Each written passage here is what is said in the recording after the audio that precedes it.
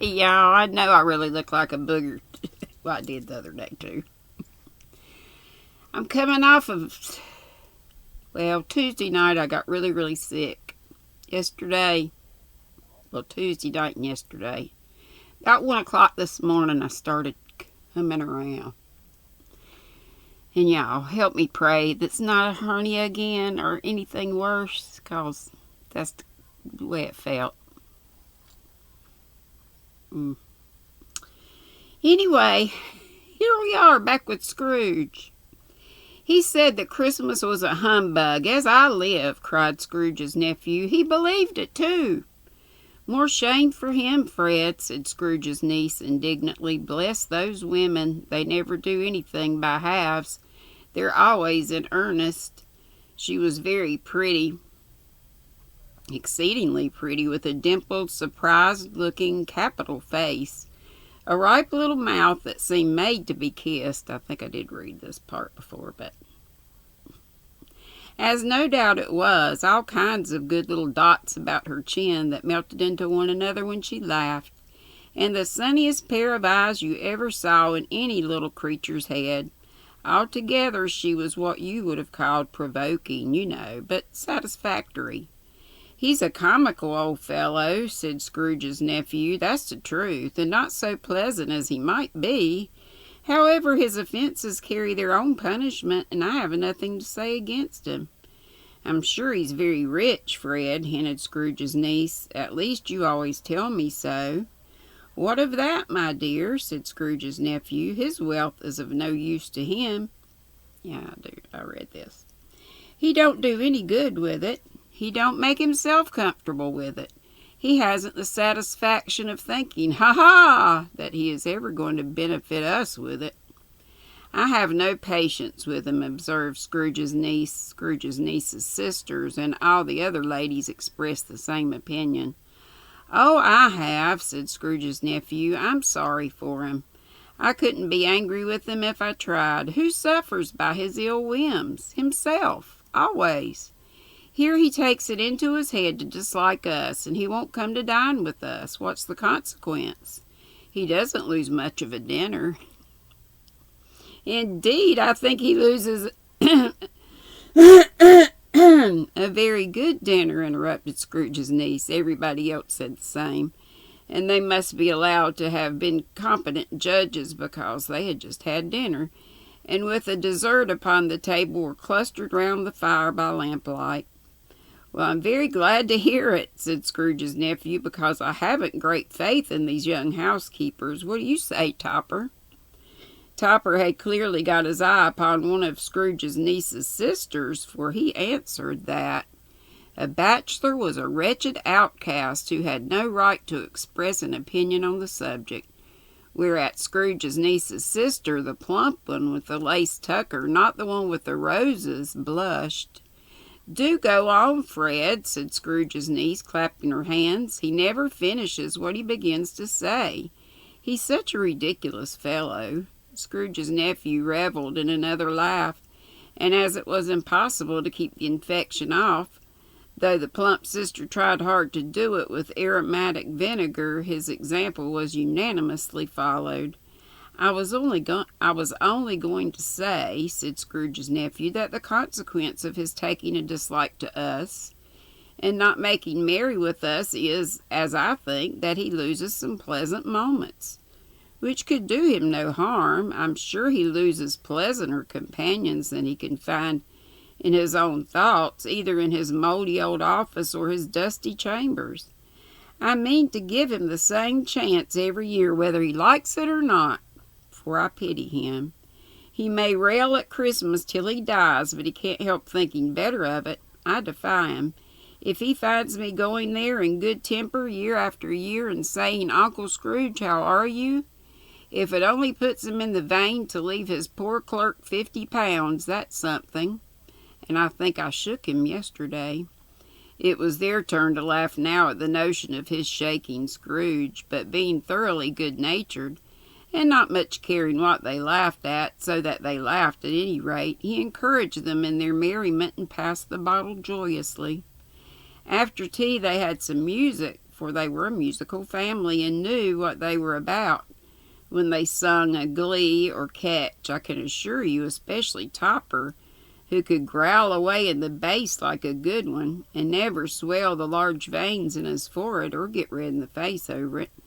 Scrooge's niece played well upon the harp, and played among other tunes a simple little air, a mere nothing, you might learn to whistle it in 2 minutes, which had been familiar to the child who fetched Scrooge from the boarding school, as he had been reminded by the ghost of Christmas past.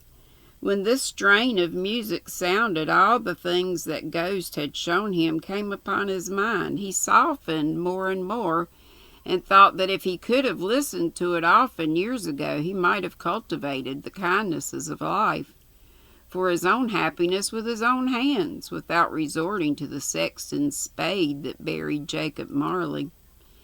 But they didn't devote the whole evening to music. After a while they played at forfeits, for it's good to be children sometimes, and never better than at Christmas, when its mighty founder was a child himself. Stop!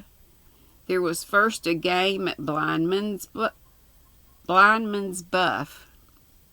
I always thought it was Bluff, but I guess that's the old-timey version. Of course there was, and I no more believe Topper was really blind than I believe he had eyes in his boots. My opinion is that it was a done thing between him and Scrooge's nephew, and that the ghost of Christmas present knew it, the way he went after that plump sister in the lace tucker was an outrage on the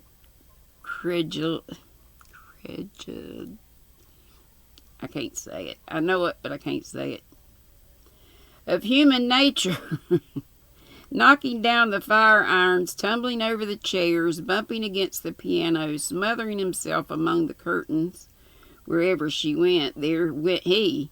He always knew where the plump sister was. He wouldn't catch anybody else. If you had fallen up upon him, as some of them did on purpose, he would have made a feint of endeavoring to seize you, which would have been an affront to your understanding, and would instantly have sidled off in the direction of the plump sister. She often cried out that it wasn't fair, and it really was not.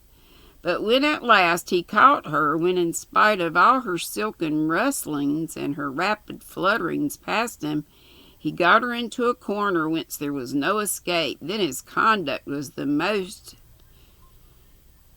I don't know what that word is. It was something. For his pretending not to know her, his pretending that it was necessary to touch her headdress, and further to assure himself of her identity by pressing a certain ring upon her finger and a certain chain about her neck, was vile, monstrous. No doubt she told him her opinion of it when another blind man being in office, they were so very confidential together behind the curtains.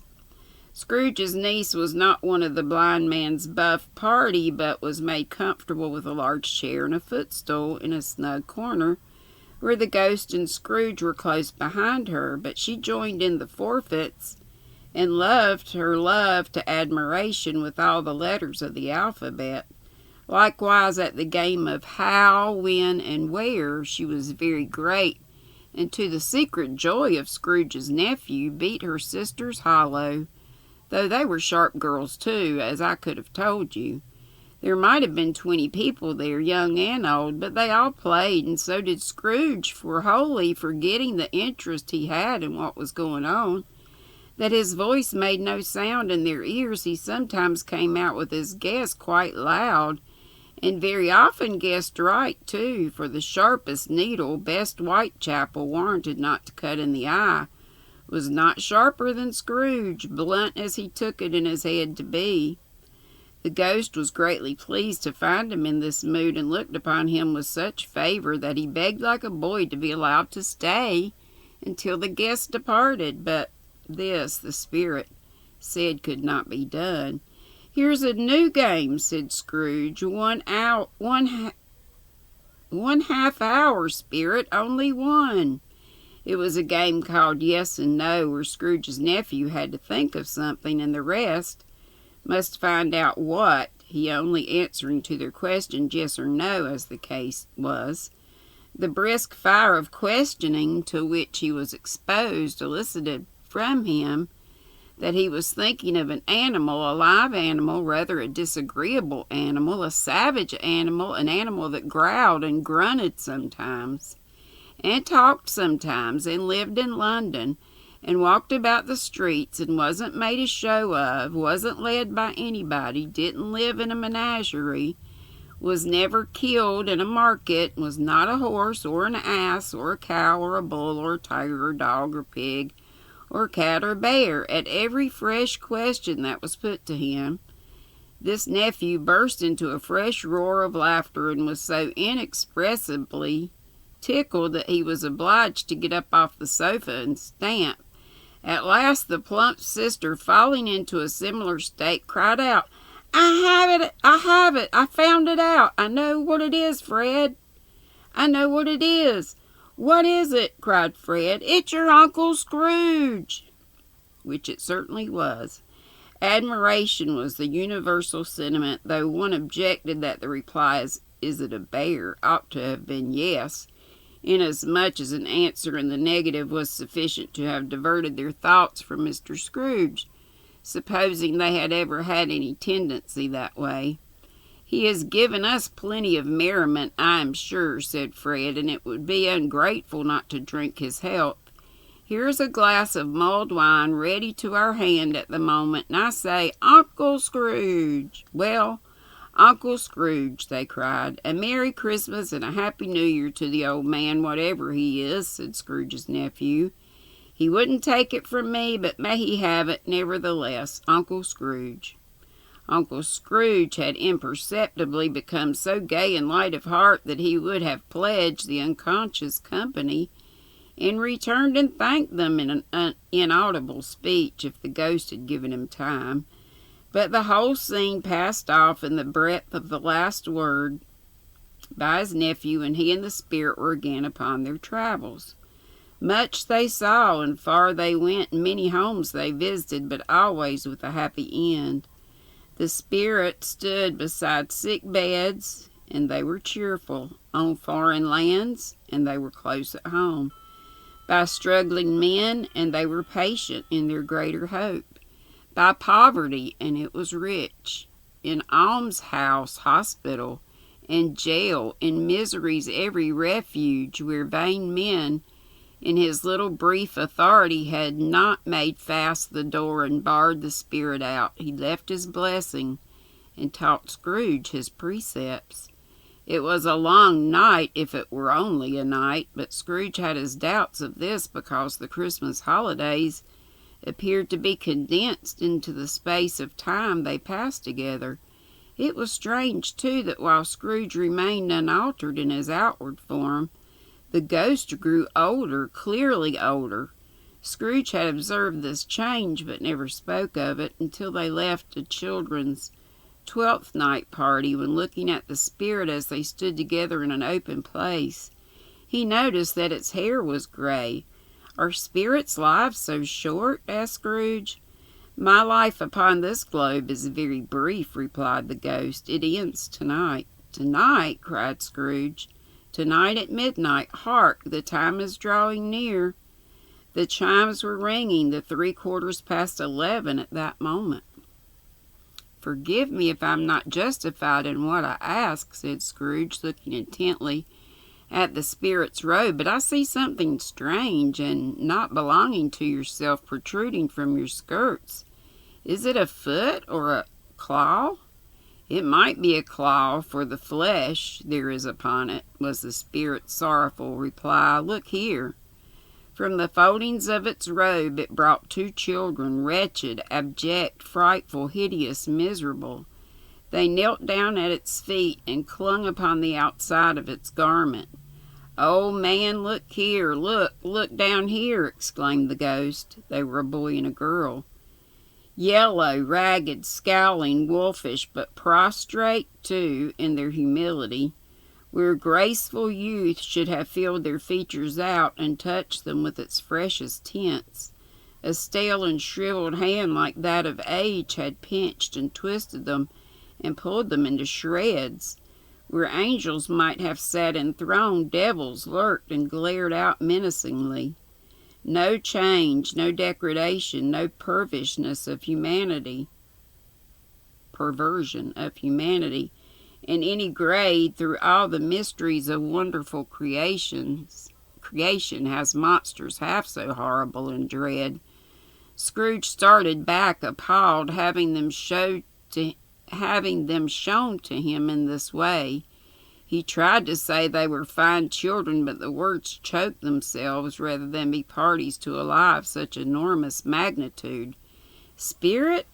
Are they yours? Scrooge could say no more.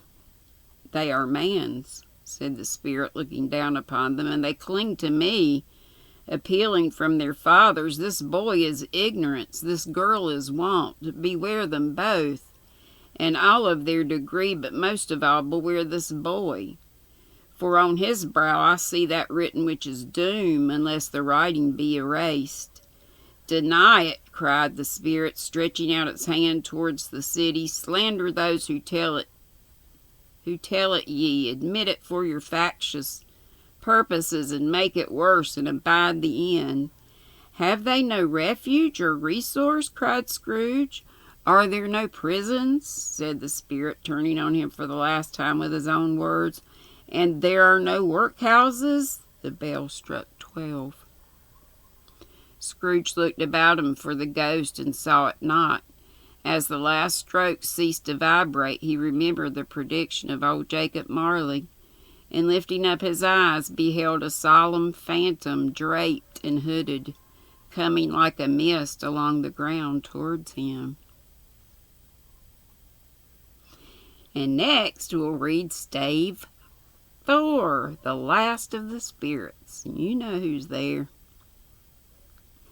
And I know that was short, but that was it. And I am not up to it anymore. I'm just hoping and praying that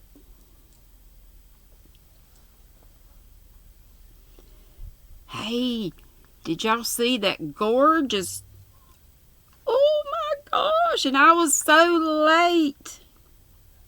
My days are all mixed up. If I spend a day on the couch, terrible, wretched day and night, then I am just messed up in my days, and y'all messed up in the head anyway. But the Miss Melissa, Crochet in Agreement, CIA. The CIA of Dyeing Yarn.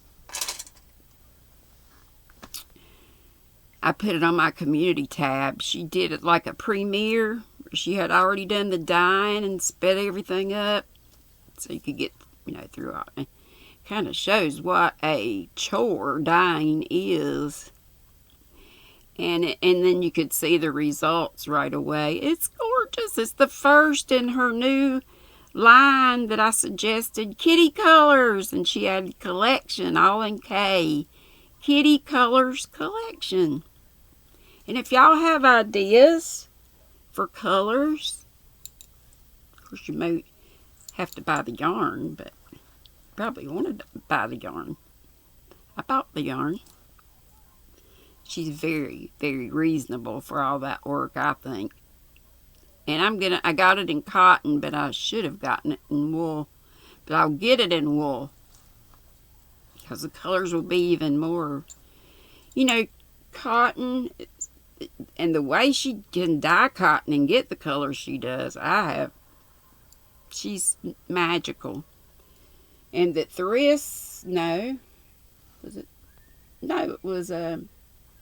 and Thriss dyes gorgeous yarn too. I love them both. But what Miss Crochet in Agreement can do with acrylic, I've tried to dye this before. I've tried to dye cotton before, and it washed every bit of it out.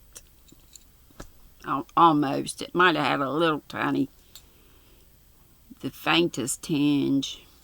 But check it out. It's a Siamese kitty. The kitty I grew up with's name was Scooter. So that is in honor. It's called Granny's Siamese. And she's going to keep it in her store, so. Etsy shop, crochet in agreement. And there is too, but I forget where she. And y'all have probably told me on lives, and I haven't run across that yet. But go to Thrissa's channel and you'll see it. Thrissa and Stitches. And crochet in agreement. That's where you get your yarn, your hand dyed. Love to you all. Be sweet, don't be ugly. Bye-bye. Hey, Lindsay's here and from Florida. Or she's going to be here later tonight.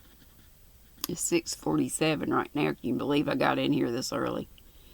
But I got to go to bed early because Hannah's getting her master's in the morning at 9 bells in Greensboro, which is about a good hour from here. So Lynn's spend the night with her sister, and I'm so glad she got to come back for this because Hannah had so much work over Thanksgiving that she couldn't be with us. So Lynn's is going to spend the night with her little sis tonight, and then she's going to pick me up. Han's going to bring her because Han's going to pick up her dad. So Lynn's is going to come here and pick me up. And off we'll go. So pray I go to bed early tonight.